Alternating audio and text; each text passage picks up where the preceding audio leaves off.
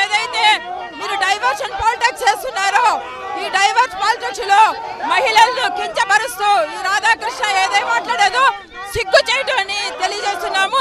రాధాకృష్ణ గారు ఖచ్చితంగా బయటకు వచ్చి క్షమాపణ చెప్పాలి, చెప్పి తీరాలి. ఎందుకంటే యావత్తు మహిళా లోకమంతా ఈరోజు తలదించుకునే విధంగా ఈరోజు రాధాకృష్ణ మాట్లాడాడు. ఖచ్చితంగా రాధాకృష్ణకు సిగ్గుందా అని అడుగుతున్నాము. మీ ఏబిఎన్ పత్రిక ఒక ఛత్ర పత్రిక, మీ ఛానల్ ఒక బ్రోకర్ ఛానల్ అని తెలియజేస్తున్నాము.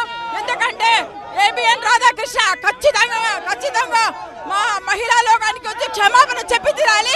అది కాళ్ళ మీద పడి మా వైఎస్ఆర్ కార్యకర్తల, మా వైఎస్ఆర్ నాయకుల భార్యలను కించపరుస్తూ ఏదైతే వ్యాఖ్యలు చేశాడో ఆ వ్యాఖ్యలకు బయటకు వచ్చి క్షమాపణ చెప్పి తీరాలని రాధాకృష్ణకి హెచ్చరిక చేస్తున్నాము.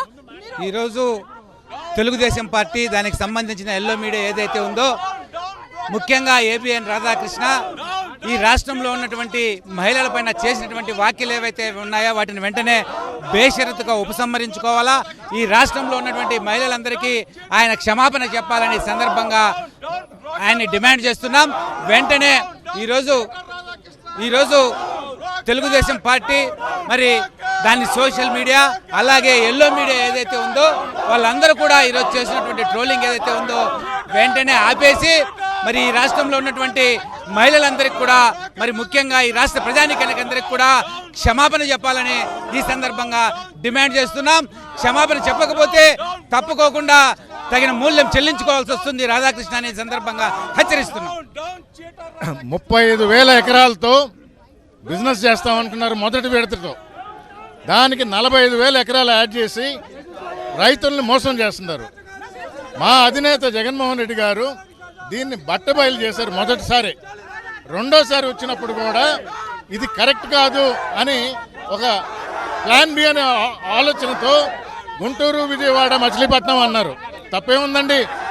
కానీ అది జీర్ణించుకోలేక ఆడవారి మీద మీరు అన్న మాటలు, ఒక జర్నలిస్ట్గా ఎదిగారు కిందనిచ్చి, ఒక బిజినెస్ మ్యాన్గా కాదు జర్నలిస్ట్గా ఎదిగిన మీరు ఎలా మాట్లాడాలో ఏం మాట్లాడాలో తెలియాలా.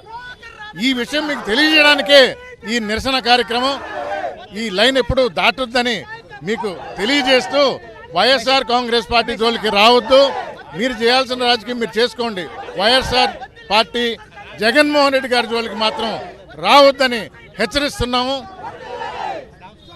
ఈరోజు మనం చూస్తూ ఉన్నాం, రాష్ట్రంలో అమరావతి పేరు చెప్పి ఈరోజు 50,000 ఎకరాలు భూములు తీసుకొని, అదేవిధంగా ఇంకొక 50,000 ఎకరాలు తీసుకొని 1,00,000 ఎకరాలు భూములు తీసుకొని జనసంచారం లేని పంట పొలాల్లో నీటిలో మునిగేటువంటి ప్రాంతంలో అక్కడ ఎక్కడైనా మనం చూసాం ఏట్లో నుంచి పంపింగ్ చేసి పొలాలకు నీళ్లు పెట్టుకుంటాం తప్ప రాజధానిలో మునిగిపోయే రాజధానిలో నుంచి నీళ్లు పంపింగ్ చేసి కృష్ణానదిలోకి పంపింగ్ చేసే విధంగా కోట్లు ఖర్చు పెట్టి అవినీతి చేస్తున్నటువంటి ఈరోజు రియల్ ఎస్టేట్ వ్యాపారంగా చేసేటువంటి కార్యక్రమాన్ని పార్లమెంటులో ఏదో గొప్పగా సాధించామని చెప్పి ప్రజలను మభ్యపెట్టే విధంగా ఇదేదో దేవతల రాజధాని అని చెప్తున్నారు. దేవతలు అక్కడే ఉన్నారా? రాష్ట్రంలో ఎక్కడ దేవతలు లేరా? ఈరోజు ప్రజలను మభ్యపెట్టే విధంగా కార్యక్రమాన్ని చేస్తూ ఈ రాష్ట్రం అప్పుల పాలు కాకుండా ఉండాలా, ఈ రాష్ట్రాన్ని కాపాడాలని చెప్పి జగన్మోహన్ రెడ్డి గారు ఒక బృహత్తరమైనటువంటి ఖర్చు తక్కువతో మావిగన్ అనేటువంటి మచిలీపట్నం, విజయవాడ, గుంటూరు ప్రాంతాన్ని ఒక రాజధానిగా తీసుకొని చేయాలని చెప్పి చేసే కార్యక్రమాన్ని ప్రజల్లోకి పోతున్నటువంటి దాన్ని అడ్డుకోవాలనే ఆచరణతో దుర్మార్గంతో స్త్రీలను కించపరిచే విధంగా మాట్లాడినటువంటి ఈ రాధాకృష్ణ గారు వెంటనే క్షమాపణ చెప్పాలని డిమాండ్ చేస్తున్నారు.